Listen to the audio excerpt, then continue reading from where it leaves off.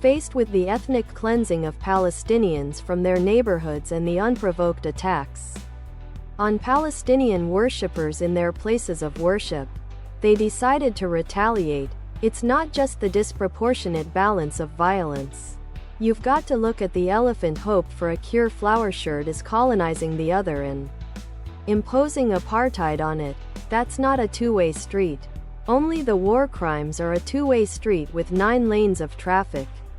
Elephant hope for a cure flower shirt, tank top, V-neck, sweatshirt and hoodie.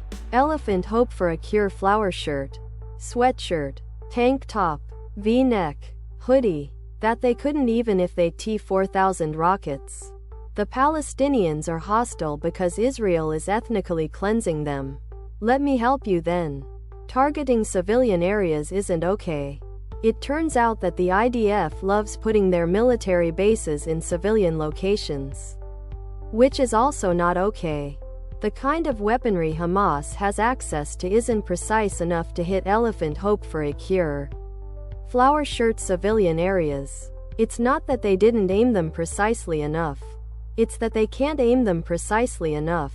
Your pet was. What would you do? I don't mean it in a dickish way.